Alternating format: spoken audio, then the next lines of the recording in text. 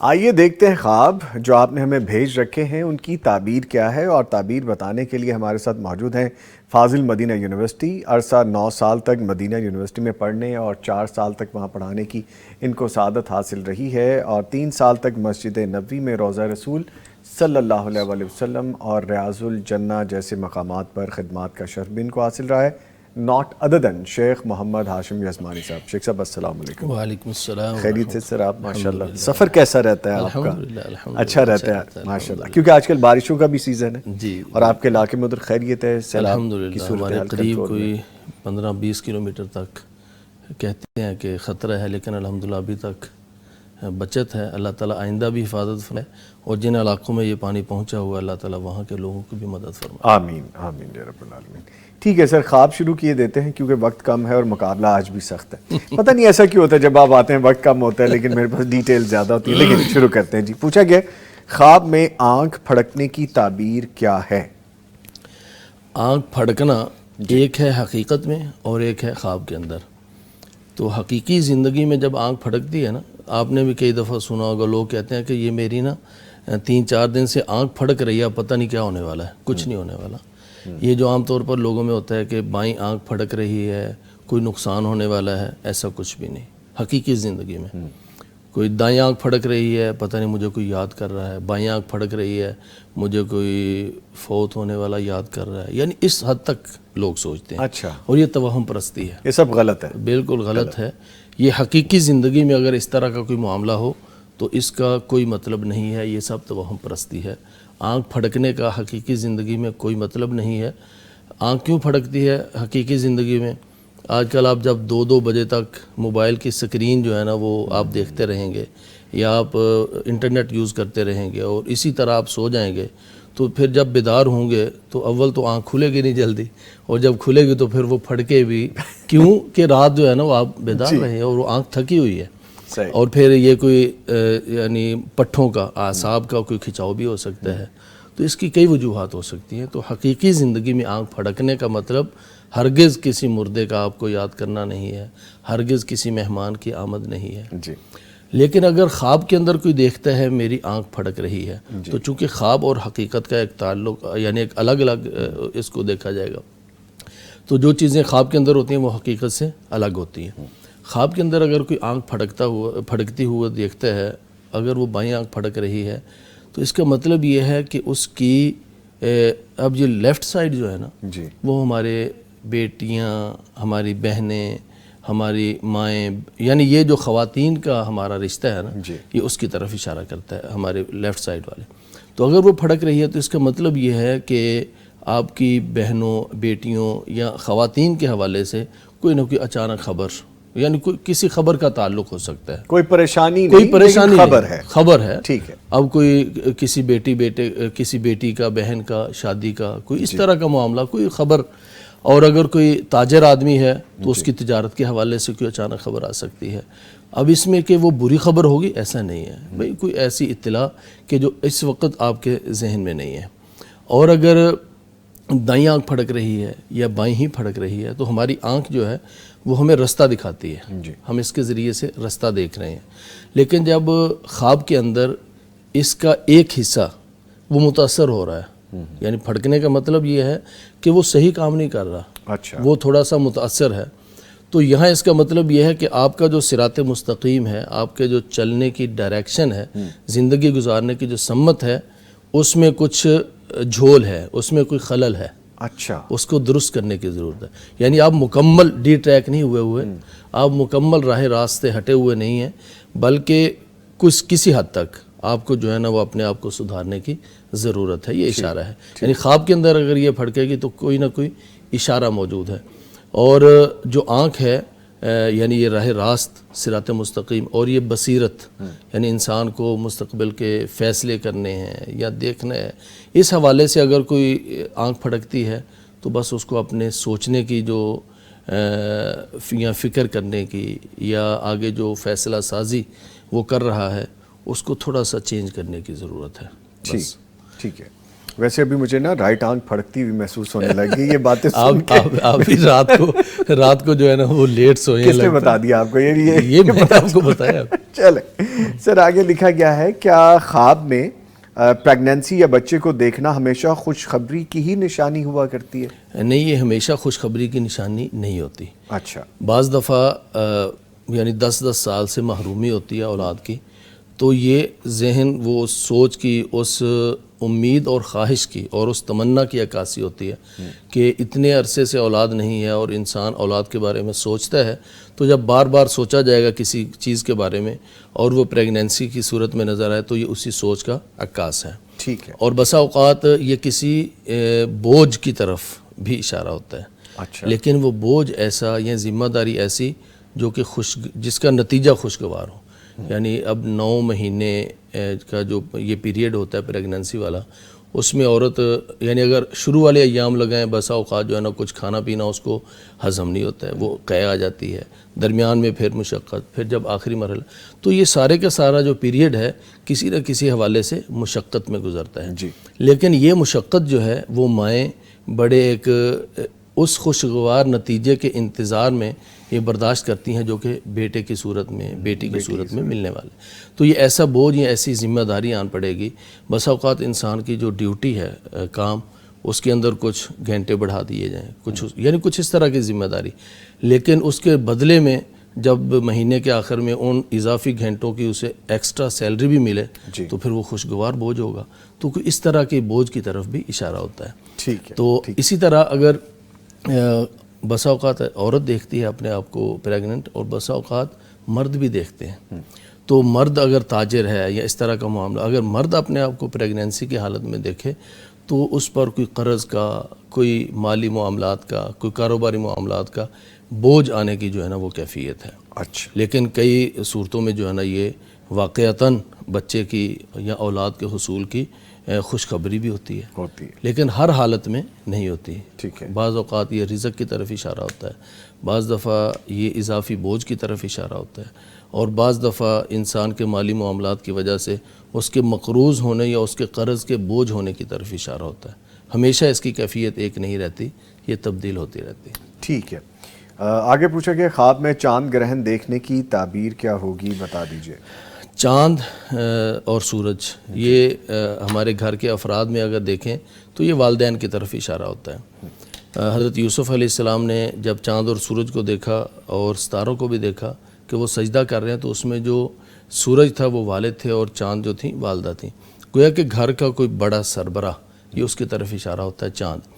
تو جب چاند گرہن لگا ہے تو اس کا مطلب کہ انسان کی زندگی میں کوئی آزمائش، کوئی فتنہ، کوئی اس طرح کی اچانک چیز آنے والی ہے. اچھا ابھی آزمائش میں نے اس لیے کہا کہ ایک اچھا بھلا روشنی دیتا جو چاند ہے، اگر اس کو گرہن لگ جائے تو انسان جو ہے وہ نیچے پریشان ہو جاتے ہیں، انسان کے معمولات زندگی متاثر ہو جاتے ہیں، اور انسان جو ہے نا خوف کے اندر میں مبتلا ہو جاتے ہیں. اور اسی لیے رسول اکرم صلی اللہ علیہ وسلم نے چاند گرہن اور سورج گرہن کے وقت نماز پڑھنے کا، دعا کرنے کا، ذکر اذکار کرنے کا، استغفار کرنے کا اور صدقہ خیرات کرنے کا حکم دیا ہے، تاکہ یہ جو ایک نشانی ظاہر ہوئی ہے جب تک یہ ٹل نہیں جاتی آپ نماز کسوف یا نماز خسوف یعنی چاند گرہن یا سورج گرہن کی نماز پڑھیں گے اور دعائیں کریں گے، ذکر اذکار کریں گے. تو یہ اس بات کی طرف اشارہ ہے کہ کوئی آزمائش کا مرحلہ انسان کی زندگی میں آنے والا ہے. اور اس میں اس بات کی طرف بھی اشارہ ہے کہ انسان اب دیکھیں نا بسا اوقات پورے چاند کو گرہن لگتا ہے، اور بسا اوقات تھوڑی سی جو ہے نا وہ ایک پورشن ہوتا ہے، جیسے اس دفعہ ہوا تھا کہ پہلے تھوڑے کو، پھر درمیان، پھر زیادہ جو ہے نا مکمل کو. ویسے آپ نے ریڈ مون دیکھا ہے کل پرسوں جو ہوا ہے، بڑا لال تھا. میں 9 بجے سے سفر میں تھا اور 1 بجے میں گاڑی سے اترا ہوں، تو میرا وہ سارے کا سارا جو دورانیہ ہے وہ گاڑی میں گزرا. اور گاڑی میں آپ کو پتہ ہے کہ میں نہ سوتا ہوں نہ ادھر ادھر دیکھتا ہوں، میں خوابوں کی تعبیر ہی بتاتا ہوں. نہیں جی، یہ تو بات ہی ختم ہو گئی، پھر دوبارہ خواب پہ جا جاتے ہیں. تو اس لیے جو ہے نا وہ سارے کا سارا میں نہیں دیکھا. تو اگر وہاں تھوڑی سی ایک روشنی نظر آ رہی ہے اور آدھے پر جو ہے نا اس طرح، تو اس کا مطلب یہ ہے کہ کوئی امید کی کرن ہے. اگر آپ کی زندگی میں اس دیکھنے والے میں کوئی فتنہ ہے، کوئی آزمائش ہے، کوئی پریشانی ہے، تو امید کی کرن بھی ساتھ ہی موجود ہے. اور پھر یہاں یہ جو فتنہ یا آزمائش یا کسی قسم کی کوئی امتحان ہے نا، وہ عارضی ہے، وہ دائمی نہیں ہے، وہ عارضی ہے کہ زیادہ سے زیادہ کیا یہ 6 گھنٹے کا یا 7 گھنٹے کا تھا، ایک دورانیہ ہے، ایک دورانیہ ہے، ایک لمیٹڈ وقت کے لیے ہے. یہ ایسا نہیں ہے کہ خدا نخواستہ، کیونکہ قیامت تک اس نے اپنے ایک روٹین کے مطابق چلنا ہے. ایسا نہیں ہے کہ جو ہے نا اس کو کبھی بھی جب اللہ تعالیٰ چاہے گا تو اس کو گرہن لگے گا، اس کی روشنی جو ہے نا وہ ختم ہوگی کچھ وقت کے لیے کسی حصے کی، لیکن ایک روٹین کے مطابق یہ قیامت تک چلتا رہے گا انشاءاللہ. تو اب اگر اس طرح سے ہے تو وہ جو آزمائش یا امتحان انسان کی زندگی میں آنے والا ہے وہ عارضی ہے، وہ انشاءاللہ وقت کے ساتھ ٹل جائے گا. اور اس کا ایک پہلو کہ گھر کا جو سربراہ ہے وہ تھوڑی سی مدت کے لیے گھر سے غائب ہوگا، سفر پہ جائے گا. اور وہ والدہ ہو سکتی ہیں، والدہ ہو سکتی ہیں، والد ہو سکتے ہیں، وہ وقتی طور پر حج اور عمرے کا سفر ہو سکتا ہے. چاند ہے نا، چاند کے ساتھ جڑی ہوئی ایک چیز ہے. اب چاند کا غائب ہونا تو گویا کہ والدین کا یا بڑوں کا گھر سے غائب ہونا، لیکن یہ دائمی نہیں ہے، تھوڑی دیر خدا نخواستہ وہ کسی موت کی طرف اشارہ نہیں ہے، بلکہ وہ ایک سفر ہے جو کہ ایک وقتی ہوگا اور انسان جائے گا اور پھر جو ہے نا واپس آ جائے گا. جیسے آپ بھی جب گئے تھے تو آپ اپنے جو ہے نا گھر والوں کے لیے، اپنے بچوں کے لیے چاند تھے، اور آپ یعنی 20-25 دن کے لیے گئے اور واپس پلٹ آئے. ہم دونوں اور اللہ تعالیٰ نے جو ہے نا توفیق عطا فرمائی، تو اللہ تعالیٰ بار بار یہ توفیق عطا فرمائے اور قبول بھی فرمائے. تو یہ جو سعادت ہے نا حج عمرے کی یا کسی مبارک سفر کی، یہ اس کی طرف بھی اشارہ ہے. ویسے جزمان صاحب عرضی ڈالی ہے آپ نے کہ پھر دوبارہ انشاءاللہ جلدی پچھلے کا نکلا؟ اکتوبر میں گیا تھا تو مدینہ منورہ میں نا میرے ساتھ ہی ہوٹل میں ایک بزرگ تھے عبدالستار صاحب، وہاں کینٹ کے تھے. رات ان کا میسج آیا، کہتے میں تو پھر مدینے چلا. ماشاءاللہ. میں نے کہا اس کا مطلب کہ آپ عرضی ڈال کے آئے تھے تو آج ماشاءاللہ آپ دوبارہ جا رہے ہیں، تو اللہ تعالیٰ ہمیں بھی بلائے. میں نے ان سے خصوصی کہا ہے کہ آپ جا کر دعائیں کیجئے گا. مجھے بھول گئے نا تو ابھی انہوں نے جانا ہے 30 تاریخ کو ان کی فلائٹ ہے، تو ان سے میں نے گزارش کی ہے اور آج دوبارہ کروں گا کہ دعا کریں اللہ تعالیٰ دوبارہ لے کر جائے، اور اللہ تعالیٰ ان بزرگوں کا بھی عمرہ قبول فرمائے، اور جتنے بھی گئے ہوئے ہیں اللہ تعالیٰ سب کو خیر و عافیت کے ساتھ رکھے اور بار بار اپنے گھر کی زیارت نصیب فرمائے. جن کی خواہش ہے اللہ تعالیٰ سب کی قبول کریں. جی جائیں سب. اچھا جی، آگے پوچھا گیا ہے خواب میں بار بار پانی دیکھنا، سیلاب دیکھنا، سمندروں اور دریاؤں کو بپھرا ہوا دیکھنا، یہ کیسا ہے؟ اگر یہ سیلاب کے موسم میں ہو جی تو پھر تو یہ ظاہر ہے کہ انسان پانیوں کے بارے میں، سیلابوں کے بارے میں اور ان چیزوں کے بارے میں سوچ رہا ہے اور یہ سوچوں کا عکاس ہے. لیکن اگر ایسے موسم میں نہ دیکھے تو پھر پانی بنیادی طور پر اللہ تعالیٰ قرآن پاک میں فرماتے ہیں وَجَعَلْنَا مِنَ الْمَاءِ كُلَّ شَيْءٍ حَيٍّ، ہم نے پانی ہی سے ہر زندہ چیز کو پیدا کیا ہے. یہ ہر زندہ چیز کی بنیاد ہے. تو اگر پانی دیکھ رہا ہے تو اس کا مطلب زندگی کی روانی کی طرف، اسباب زندگی ملنے کی طرف اشارہ ہے جب صاف پانی ملے. لیکن اگر پانی ہے گدلا یا پانی ہے بہت زیادہ، یعنی وہ بہت زیادہ سمندر کے پانی کی صورت میں ہو یا بپھرے ہوئے دریا کی صورت میں ہو، یا پھر وہ پانی اپنے دریاؤں اور سمندروں سے، نہروں سے نکل کر وہ سیلاب کی شکل اختیار کر جائے، تو پھر یہ آزمائش کی طرف اشارہ ہے. گدلا پانی ہو، پانی بپھر جائے، دریاؤں اور سمندروں سے نکل کر سیلاب کا جو روپ ہے وہ دھار لے، تو یہاں پر یہ زندگی کی روانی نہیں بلکہ زندگی میں کسی نہ کسی رکاوٹ کی طرف اشارہ ہے. ٹھیک ہے. لیکن اگین یہاں پر یہ رکاوٹ جو ہے وہ عارضی ہے، کیونکہ سیلاب کا بھی ایک دورانیہ ہے، ایک وقت ہے. اللہ تعالیٰ ہمارے اس ملک سے یہ جو آزمائش آئی ہوئی ہے اللہ تعالیٰ جلد اس کو ختم کرے، اور اس کے نتیجے میں جو نقصانات ہوئے ہیں اللہ تعالیٰ ان نقصانات کا بھی ازالہ فرمائے. اور اس رستے میں جو لوگ مدد کر رہے ہیں، پیغام ٹی وی کی ٹیم آج بھی جلال پور گئی ہے اور جگہ جگہ پہ گئی ہے، تو ان لوگوں کو بھی اللہ تعالیٰ جزائے خیر عطا فرمائے، ان کی ان کاوشوں کو اللہ تعالیٰ قبول فرمائے. اور جن کے نقصانات ہوئے ہیں، گھروں کا ہے، کاروبار کا ہے، ان کے مال مویشی کا ہے، فصلوں کا ہے، اب یہ سارے کے سارے آزمائشیں اور فتنے ہیں، لیکن یہ وقتی ہیں. انشاءاللہ وقت کے ساتھ ساتھ کچھ وقت لگے گا، ان کا ازالہ ہو جائے گا. اللہ تعالیٰ ان کے نقصانات کا ازالہ فرمائے اور آئندہ ہمارے ملک کو اور دیگر جتنے بلاد اسلامیہ ہیں ایسی آفات سے اللہ تعالیٰ محفوظ فرمائے. آمین. بڑا کڑا وقت ہے، اللہ تعالیٰ سب کے لیے آسانیاں کرتے ہیں اور مشکلات میں سے نکالتے ہیں. آمین آمین. اچھا، ایک خواب بھیجا گیا ہے جو کہ ہمیں کسی اور وائس سے آیا، لیکن یہ اس میں ریٹن نہیں ہے لیکن آ گیا ہے. آپ کی اجازت سے میں داخل کروں اگر آپ کہیں تو؟ جی جی. اچھا ویسے تو وقت تھوڑا ہی رہ گیا لیکن شامل کرتے ہیں. پوچھا گیا ہے کہ ایک بہو ہیں, ان کے سسر کو اس دنیا سے رخصت ہوئے لگ بھگ 5 ماہ ہو گئے اور وہ بار بار ان کے خواب میں آ رہے ہیں اور ان کو کہہ رہے ہیں کہ میرے کپڑے استری کر دو, اور وہ جاننا چاہتے ہیں کہ اس کی تعبیر کیا ہے.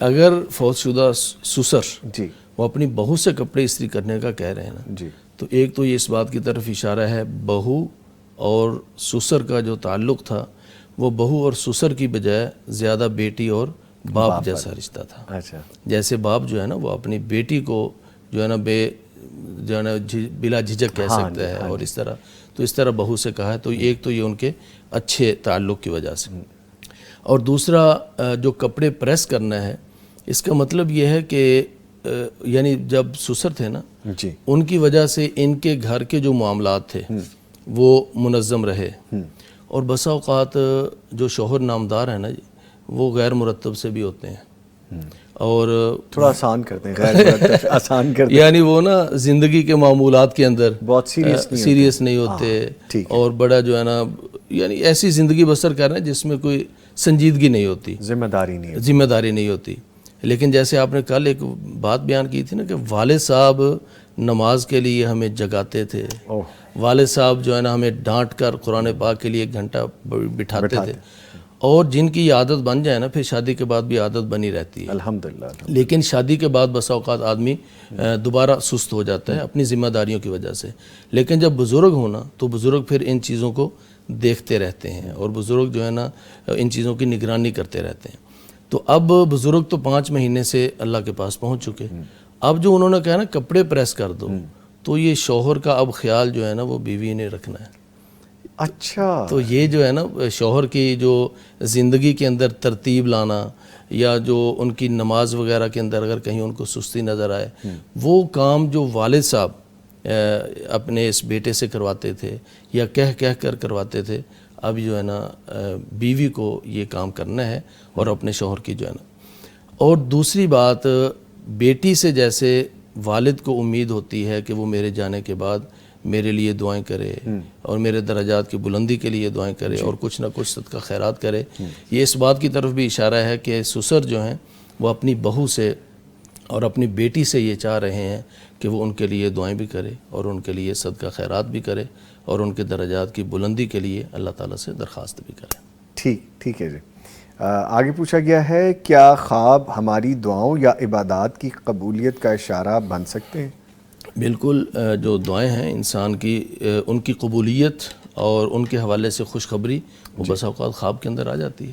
اور یہی ہوتا ہے نا, استخارہ کیا ہوتا ہے؟ استخارہ اللہ تعالیٰ سے دعا ہی ہوتی ہے کہ یا اللہ میں یہاں پر شادی کرنا چاہتا ہوں, اگر یہ بہتر ہے تو مقدر کر دے, اگر بہتر نہیں ہے تو اس کو میرے راستے سے ہٹا دے یا اس کو پھیر دے.